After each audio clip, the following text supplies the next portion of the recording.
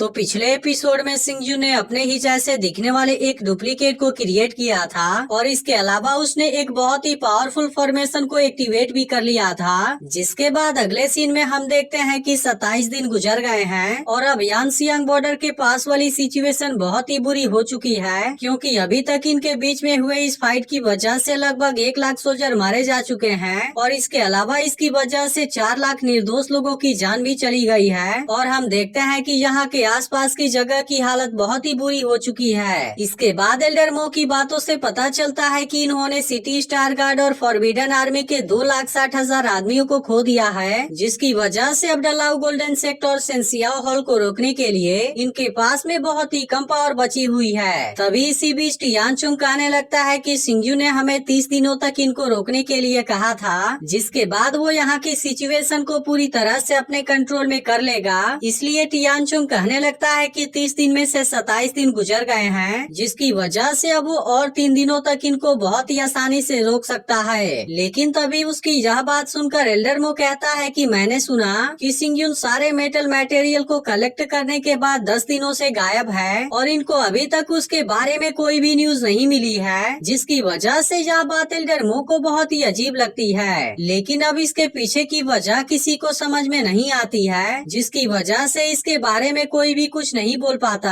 और तभी हम देखते हैं कि यहाँ पर आसमान में बहुत ही खतरनाक लाइटिंग चमकने लगती है, जिसे देख यहाँ के सभी लोग पूरी तरह से हैरान हो जाते हैं। अब इस बात की वजह से एल्डर मो भी पूरी तरह से घबरा गया था और उसे भी समझ में नहीं आ रहा था कि यहाँ पर अचानक से क्या होने लगा है। तभी इसी वक्त इनके पास में इनका एक आदमी आता है जो इनसे बताता है कि डलाउ गोल्डन सेक्टर और सेंसियाओ हॉल ने अचानक से अटैक करना शुरू कर दिया है। और हम देखते हैं कि वो आदमी बहुत ही ज्यादा डरा हुआ था, जो इनसे आगे बताता है कि डलाउ गोल्डन सेक्टर और सेंसियाओ हॉल अब यांसियांग बॉर्डर से केवल 3 मील्स की दूरी पर हैं। अब इसके बारे में पता चलने पर एल्डर मो भी बहुत ज्यादा परेशान हो जाता है और तभी टियानचुंग कहने लगता है कि उनको रात में अटैक करने की आदत हो गई है और क्या वो इस तरीके से बोर नहीं हुए हैं। इसके बाद वो सिटी स्टार गार्ड और फॉरबिडन आर्मी से फॉर्मेशन को एक्टिवेट करने के लिए कहता है और इसके अलावा टियानचुंग वुजिंग से अपने आर्मी के साथ भी अटैक करने के लिए कहता है, ताकि इसकी मदद से वो अपने ओपोनेंट के फॉर्मेशन को डिसरप्ट कर सकें। अब इसके बारे में सुनते ही वुजिंग भी एलाइट सोल्जर के ऊपर अटैक करने के लिए रेडी हो जाता है और इसके बाद वो एलाइट सोल्जर को मारने के लिए अपनी पूरी आर्मी को ऑर्डर दे देता है। इसके बाद ये सभी एक साथ मिलकर अपने सामने वाले एलाइट सोल्जर को मार देते हैं और फिर वुजिंग अपने आर्मी के साथ में मिलकर यहाँ पर एक फॉर्मेशन को एक्टिवेट कर देता है। लेकिन हम देखते हैं कि इस वक्त वुजिंग भी बहुत ज्यादा परेशान लग रहा था और फिर वो टियानजियो के फादर से कहता है कि अब तुम्हारे पास में कोई भी ऑप्शन नहीं है। जिसके बाद टियानजियो का फादर भी गुस्से में इनसे कहता है, क्या सच में? अब इतना कहने के बाद टियानजियो का फादर इनके ऊपर अपने सोल्जर से अटैक करने का ऑर्डर दे देता है। जिसके बाद हम देखते हैं कि एलाइट सोल्जर वुजिंग और उसके लोगों के ऊपर अटैक कर देते हैं और इस तरह से वो इनके बनाए हुए फॉर्मेशन को भी बहुत आसानी से तोड़ देते हैं। अब इसके वजह से वुजिंग और आर्मी इनके बीच में बुरी तरह से फंस गई थी, जिसे देख एल्डर मो को भी वुजिंग और उसके लोगों के बारे में चिंता होने लगती है, क्योंकि बिस्ट का झुंड भी अब यहाँ से वापस चला गया है। और अब इस तरह से डलाउ गोल्डन सेक्टर और सेंसियाओ हॉल ने अचानक से अटैक करके इनको बुरी तरह से फंसा दिया है, क्योंकि इस वक्त इनके पास में बहुत ही कम सोल्जर बचे हुए हैं। अब ऐसे सिचुएशन को देखते हुए टियानचुंग वुजिंग से अपने लोगों के साथ में वापस आ जाने के लिए कहता है। लेकिन हम देखते हैं कि वुजिंग भी इतने आसानी से हार मानने वाला नहीं था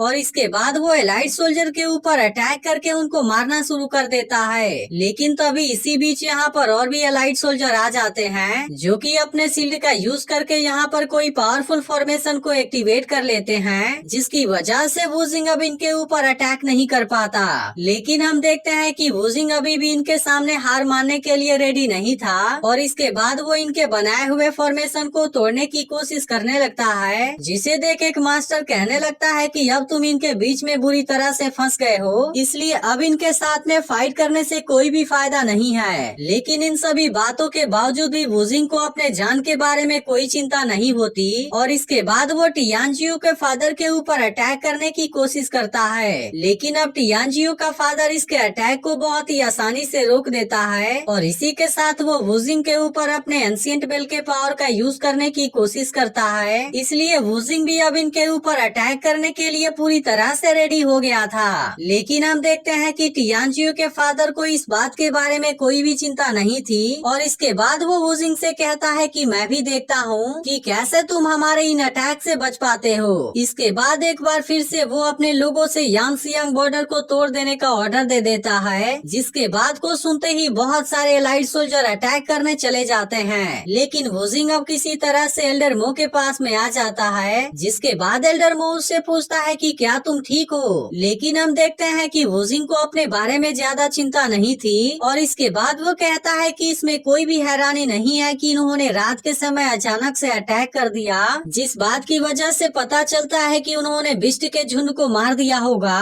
और इसी का फायदा उठाकर उन्होंने अपने बहुत सारे सोल्जर भी कलेक्ट कर लिए होंगे। इसके बाद हम देखते हैं कि एलाइट सोल्जर यांगसियांग बॉर्डर के तरफ बढ़ते ही आ रहे थे और अब इस बात की वजह से सभी को इसके बारे में बहुत ज्यादा चिंता होने लगी थी। इसके बाद हम देखते हैं कि चूहू भी बहुत ज्यादा परेशान हो गया था, क्योंकि एलाइट सोल्जर ने केवल कुछ ही समय में इनके 70% स्प्रिट फॉर्मेशन को तोड़ दिया था और इसी के साथ उन्होंने 10,000 सिटी स्टार गार्ड्स और फॉरबिडन सोल्जर्स को मार दिया होता है। इसके अलावा धीरे धीरे इनके दुश्मन का अटैक और भी पावरफुल होता जा रहा था, जिसकी वजह से अब इनको समझ में नहीं आ रहा होता है कि अब इनको क्या करना चाहिए। लेकिन एल्डर मो अब स्टार सिटी गार्ड और फॉरबिडन सोल्जर को अलर्ट कर देने के लिए कहता है, ताकि वे घोस्ट फॉर्मेशन के डिफेंस को और ज्यादा सहारा दे सकें और इस तरह से यांगसियांग बॉर्डर को प्रोटेक्ट किया जा सके। अब एल्डर मो के इस बात को सुनकर टियानचोंग और चूहू भी तुरंत रेडी हो जाते हैं, जबकि दूसरी तरफ हम देखते हैं कि सिंग्यून अभी भी हैवी स्वॉर्ड के फॉर्मेशन के अंदर था और इसी के साथ में हम देखते हैं कि वो अपने किसी मकसद में कामयाब भी हो गया होता है। इसके कुछ देर के बाद वो इस फॉर्मेशन से बाहर आ जाता है, जिसके बाद हम देखते हैं कि उसके अंदर कोई पावर एक्टिवेट हो रही थी। इसके बाद वो अपने डुप्लीकेट से कहता है कि मैंने 30,000 स्वॉर्ड को पिघला दिया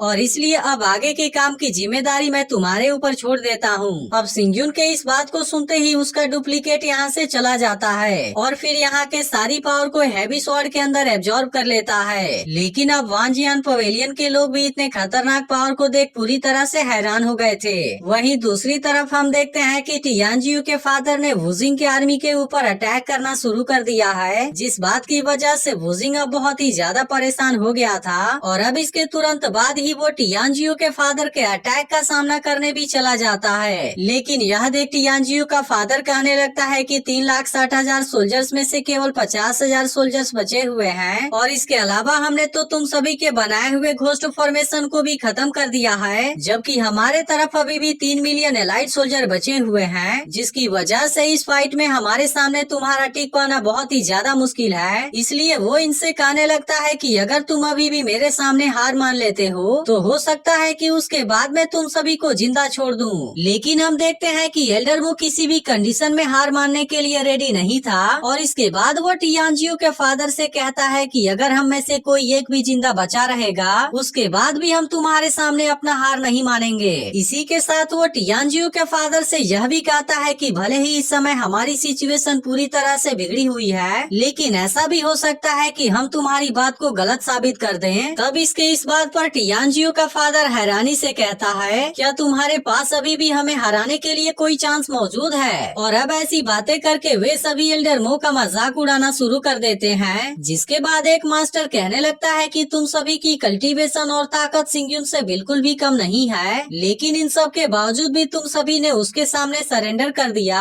यह चीज तो तुम्हारे लिए सच में बहुत ही बुरी है। अब इसके तुरंत बाद ही टियानजियो का फादर इनके ऊपर अटैक करना शुरू कर देता है और फिर कहता है कि अब इस फाइट का आखिरी समय आ गया है, इसलिए मैं अब यांगसियांग बॉर्डर के वजूद को ही पूरी तरह से खत्म कर दूंगा। जिसके बाद हम देखते हैं कि एलाइट सोल्जर भी यांगसियांग बॉर्डर के तरफ तेजी से जाने लगते हैं। लेकिन अब इस बात से एल्डर मो भी बहुत ज्यादा परेशान हो गया था, क्योंकि अब ऐसे कंडीशन में वो इनको ज्यादा देर के लिए नहीं रोक सकते थे। वहीं दूसरी तरफ जिंगसुआन कहने लगता है कि ये सभी अपना टाइम वेस्ट करना चाहते हैं, क्योंकि वो खुद भी जानते हैं कि वे हमारा सामना नहीं कर पाएंगे। तभी टियानजियो भी कहने लगता है कि अभी तो हमने इनका सामना करने के लिए सबसे बड़ी ताकत का यूज नहीं किया है, इसलिए वो जिंगसुआन से कहता है कि अब इसका यूज करने के बारे में तुम्हारा क्या विचार है। तब इसके इस बात को सुनकर जिंगसुआन भी इसके लिए रेडी हो जाता है और वो टियानजियो से कहता है कि इस वक्त सिंग्यून यहाँ पर नहीं है, जिसकी वजह से इसे अच्छा टाइम तो हो ही नहीं सकता। इसके बाद हम देखते हैं कि जिंगसुआन इन सभी को एक एक करके मारना चाहता है, क्योंकि ऐसा करने में उसे बहुत ही बड़ा मजा आएगा। लेकिन तभी इसी वक्त सिंग यून भी यहाँ पर आ जाता है और वो इनसे कहता है कि मुझे तो लगता है कि ऐसी सिचुएशन तुम देख ही नहीं पाओगे।